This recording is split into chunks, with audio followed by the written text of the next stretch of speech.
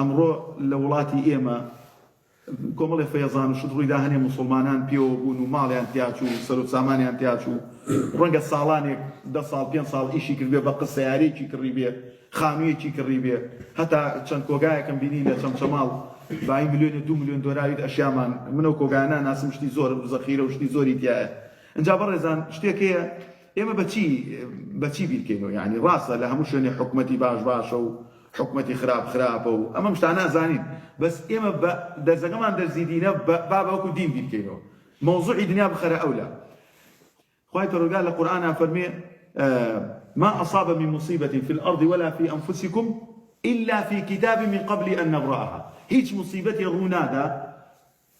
خۆتان هەڵگرن بۆ شتی خراپتر ئەوانەی کە دوێنێکە پیاوێکیان تایە بەتەمەنە بانگبێژە دیواری لە نزیک مزگەوتەکە ڕماوەتە ملیا وەفاتی کردووە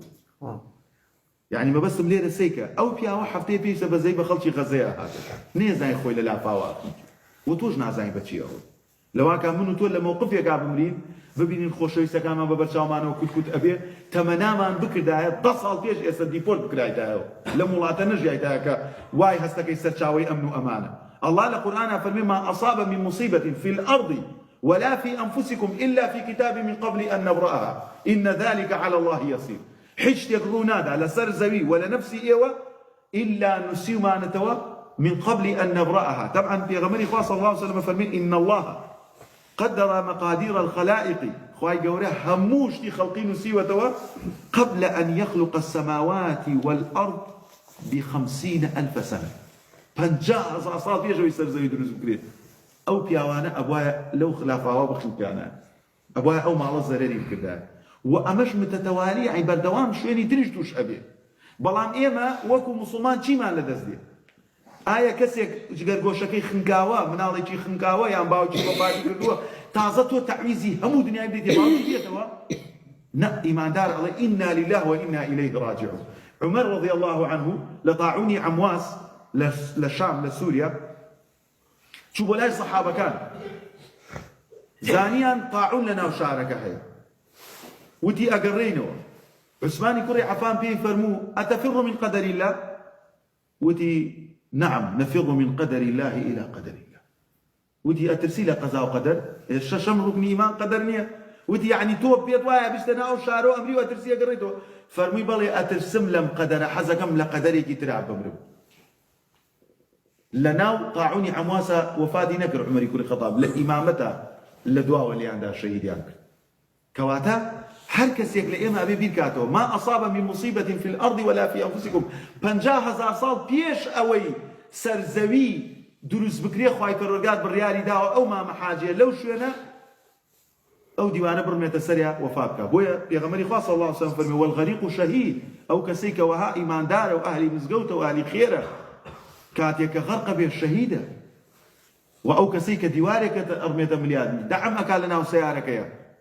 وصاحب الهدم شهيد او كسيك شي سقف سيارك كيتبانيا شي خانوم كيتبانيا شي ديوار كيتبانيا اما شهيد من باسي دينك بوك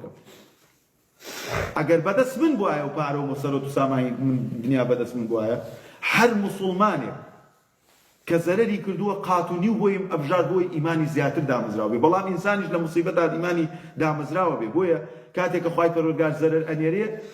پیغمبران توشي زرري زور بون ها پیغمبری خوا صلی الله علیه وسلم سیکە چی بەسەر هاتوو أشد الناس بلاء الأنبياء زۆرترین بڵاو مصیبەت ڕووی کردە پێغەمبەران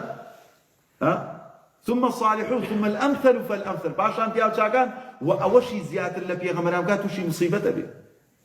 مصیبەتی ئێمان حەملا بەس نییە لە چاو مصیبەتی غەزە و شارێکی کاول ئەڵێ ئەشباح بڕۆ سەیری حەلەبکە بڕۆ سەیری حموسکە بڕۆ سەیری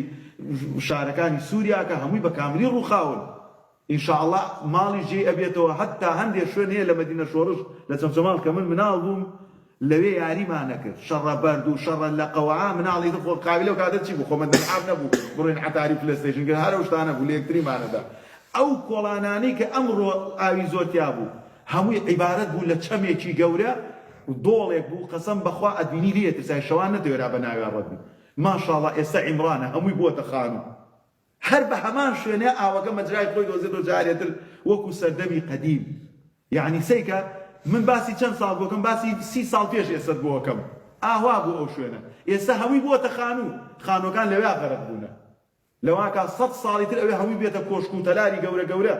ئەم دنیاە ڕەوڕەوەیەکە اینجا بۆیە ما أصاب من مصيبة في الأرض ولا في أنفسكم إلا في كتاب ئەوەی کە ڕووی داوە خوای گەورە بەسەر کۆمەڵی مسلمانیان ئەهێنێ لەبەر ئەوەی پلەی پێبەرزەوە لای ئەڵڵا داواکەم لە خوای پەروەردگار هەر کەسێک زەرەری مادی کردووە لە کوردستان یا ڕەبی خوایە بۆی تەعویز کرد